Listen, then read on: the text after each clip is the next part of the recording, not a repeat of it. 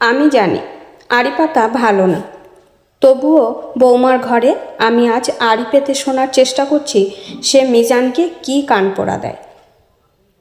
আমার একমাত্র ছেলে মিজানকে 1 মাস হলো অনেকটা আমার অমতেই বিয়ে দিয়েছিলাম। আমার পছন্দ করা মেয়েকে মিজান বিয়ে করেনি, করেছে তার পছন্দের মেয়ে নিতুকে। দেখতে শুনতে খুব একটা খারাপ না নিতু, গায়ের রং যদিও শ্যামলা, তবে ওর চেহারায় একটা মায়াবী ব্যাপার আছে। চোখে কাজল দিয়ে ঠোঁটে হালকা ভেসলিন দিলেই সুন্দর রূপ যেন উথলে পড়ে। নিতু একটু চুপচাপ স্বভাবের মেয়ে। MA পাস নিতুকে আমি কিছু বললেই ফ্যাল ফ্যাল করে তাকিয়ে থাকে। কাজে কর্মে আমাকে সাহায্য করতে আসে, তবে আমি অতটা পাত্তা দিই না। তিল তিল করে গড়ে তোলা আমার সংসার, যেই সংসারে আমার একমাত্র সম্পদ, আমার বেঁচে থাকার উৎস, আমার একমাত্র সন্তান মিজান, তাকেই কি না এই নিতু হাত করে নিয়েছে। ওকে আমি এত সহজে কি করে মেনে নিই? নিতু আমার সাথে মিশতে চায়, সঙ্গ দিতে চায়। বিকালে আমি যখন একা বারান্দায় বসে সুই সুতো নিয়ে বেড কভারে ফুল তুলতে ব্যস্ত থাকি, তখন নিতু 2 কাপ রং চা নিয়ে হাজির হয়। হয়তো মিজানের কাছে শুনেছে আমি দুধ চা পছন্দ করি না। চা নিয়ে নিতু যখন আমার কাছে গল্প করতে আসে, নিজেকে সামলাতে পারি না। তখন নানা অজুহাতে, চিনি হয়নি, জল ঠিকমতো ফোটেনি, একটু আদা চা করে দাও, লেবুর রস দিয়ে আনো, এইসব বলে ওকে দূরে সরিয়ে রাখি। আমার বারবার কেবলই মনে হয় এই মেয়ে নিশ্চয়ই জাদুটোনা করে আমার একমাত্র ছেলেকে হাত করেছে। নয়তো স্বামী মারা যাবার পরে যে সন্তানকে বুকে পিঠে করে এত কষ্ট করে মানুষ করলাম, যে সন্তান কোনো দিনও আমার মুখের উপরে একটা কথাও বলেনি, সেই সন্তান কেমন করে আমার বান্ধবীর মেয়ে শান্তাকে বিয়ে করতে অস্বীকার করলো। শান্তা দেখতে নিতুর চেয়ে অনেক ফর্সা আর শিক্ষিতা।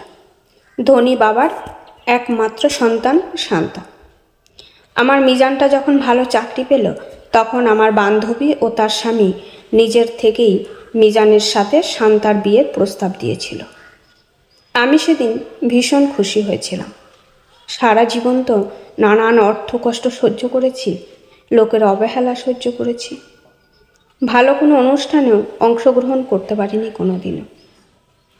আজ মিজান যখন ভালো চাকরি পেল, তখন চৌধুরী বংশের মেয়ে শান্তাকে ঘরে তুলে আমার ছোট্ট সুখের সংসারকে আভিজাত্যে ভরিয়ে দিতে চেয়েছিলাম। আমি আমার সন্তানকে চিনি, সে আমার কথার অবাধ্য হবে না, এই বিশ্বাস নিয়েই ওদের কথা দিয়েছিলাম শান্তাকেই মিজানের বউ করে ঘরে তুলব। কিন্তু মিজান সেদিন প্রথমবারের মতো আমার বিশ্বাস ভেঙেছে। আমার পছন্দ করা মেয়ে শান্তাকে সে বিয়ে করতে কিছুতেই রাজি হয়নি। ছেলেকে নিয়ে আমার এতদিনের সমস্ত অহংকার সেদিন এক নিমেষেই শেষ হয়ে গেছে।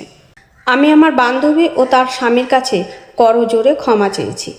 মনে মনে ভীষণ ছোট হয়ে গিয়েছি। নিতু মেয়েটা নিশ্চয়ই আমাকে নিয়ে নানান কথা শুনিয়ে শুনিয়ে ছেলে কান ভারী করেছে। 2 দিন ধরে লক্ষ্য করছি ছেলে অফিস থেকে এসেই সোজা তার ঘরে চলে যায়। আগে তো আমার ছেলে এমন করতো না। অফিস থেকে এসেই সোজা আমার খোঁজ করত। আমাকে জানতেই হবে মিজানকে নিতু আমার সম্পর্কে কি বলে তার কান মন বিষিয়ে তুলেছে।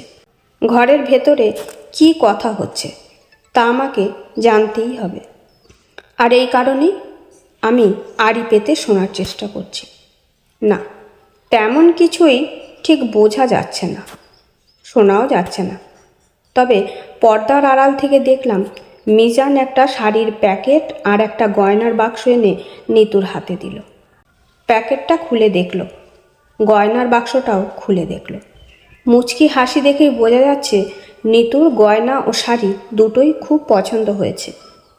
এরপর মিজান আলতো করে নিতুকে বুকে জড়িয়ে ধরল। ওদের এই আদিক্ষেতা আর আহ্লাদ দেখে আমার সমস্ত শরীর রাগে ছিমছিম করতে লাগলো।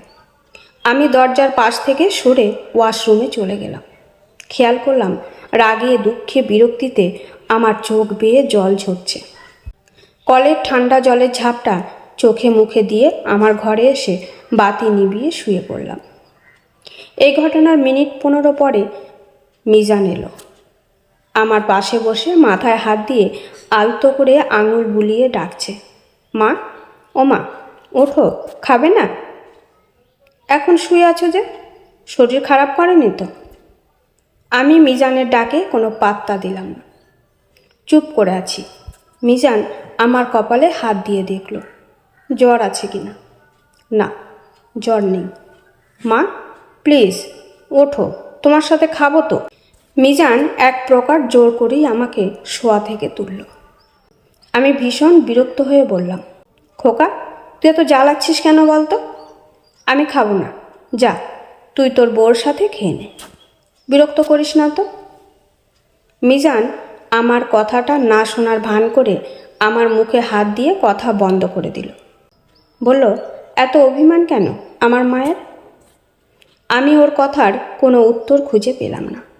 সত্যি তো, আমার কিসের অভিমান? স্বামী তার স্ত্রীকে ভালোবাসবে, এটাই তো হওয়া উচিত। আমার তো জীবনের একটাই চাওয়া ছিল, তা হলো আমার মিজান যেন সুখী হয়। সেই মিজান যখন নিতুকে পেয়ে সুখী, তখন আমি কেন মন ভার করে আছি? নিজের কাছে নিজেকে খুব ছোট মনে হতে লাগলো। নিজের ভুল আমি বুঝতে পারলাম, তবুও অজানা এক আড়ষ্টতা যেন আমাকে ঘিরে ধরেছে।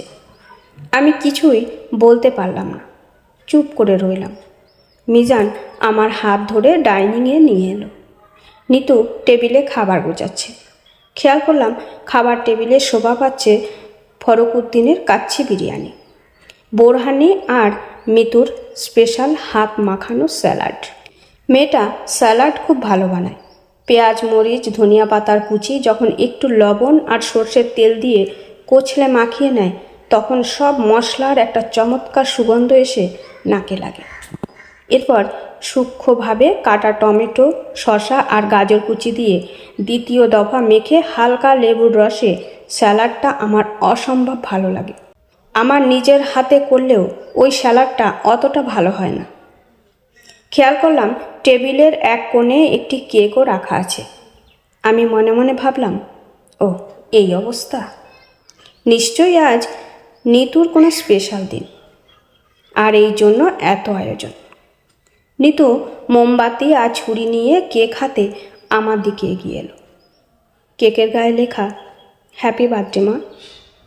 আমি যেন লজ্জায় কুঁকড়ে গেলাম, ঠোঁট দুটো কেঁপে উঠল। বললাম, এসব কি করেছিস খোকা? না মা, এই আয়োজন আমার নয়, তোমার বৌমার। গত পরশু থেকে নিতু আজকের জন্য অপেক্ষা করছিল। নিতু আমার হাতে সেই শাড়ির প্যাকেট আর গয়নার বাক্স দিয়ে বলল, দেখুন তো মা, আপনার পছন্দ হয় কি না। আমি লক্ষ্য করলাম এবারও আমার চোখ বেয়ে ফোঁটা ফোঁটা জলের ধারা বয়ে চলেছে বুক অবধি, কিন্তু কোনো রাগ, ক্ষোভ, অভিমান বা বিরক্তির এই ধারা সূত্র নয়। নিতু শাড়ির প্যাকেট থেকে একটি কলাপাতা রঙের জামদানি বের করলো, গয়নার বাক্স মেলে ধরল। মা, আমি জানি আপনার জামদানি শাড়ি খুব শখ, দেখুন তো পছন্দ হয় কি না। ওকে বললাম জলপাই রঙের একটা জামদানি এনো, আনলো এই কলাপাতা রঙের। কিন্তু মা, এই শাড়িতেও আপনাকে খুব মানাবে। এই গয়নাগুলো দেখুন তো, ওই ছবির মতো হলো কি না। আমি লক্ষ্য করলাম মিজানের বাবার গড়িয়ে দেওয়া সেই কানের ঝুমকা আর গলার হার, অবিকল সেই ডিজাইন। কিন্তু এই গয়না তো আমি মিজানের পড়ার খরচ জোগাতে 8-10 বছর আগেই বিক্রি করে দিয়েছিলাম। জানো মা, নিতুর একটাই বায়না, মাকে তার গয়না এনে দাও। এই ছবি দেখিয়ে সোনার দোকানে অর্ডার দিয়ে তারপর সে ক্ষান্ত হলো। নিতু আমার হাত দুটো ধরে বলল, আমি ছোটবেলায় মা বাবাকে হারিয়ে মামার কাছে বড় হয়েছি। অভাব অনটন বুঝিনি, তবে মায়ের আদর কখনো পাইনি। আমার একটা চাওয়া আপনি পূরণ করবেন মা। আমার শাশুড়ি না হয়ে মা হবেন। মিতুর গলা ভারী হয়ে চোয়ালে কথাগুলো আটকে যাচ্ছে। আমি নিতুকে এই প্রথমবার জড়িয়ে ধরলাম। বুকের ভেতরে একটা প্রশান্তির আলোয় ভরে গেল। নিতুকে বুকে নিয়ে আদর করে কপালে চুমু খেয়ে বললাম, পাগলি মেয়ে আমার, তুই তো আমার মেয়ে। আমার ছোট্ট সংসারটা এক মুহূর্তে দুনিয়ার সেরা সুখোদ্যানে পরিণত হলো। কলমে আয়েশা সিদ্দিকী।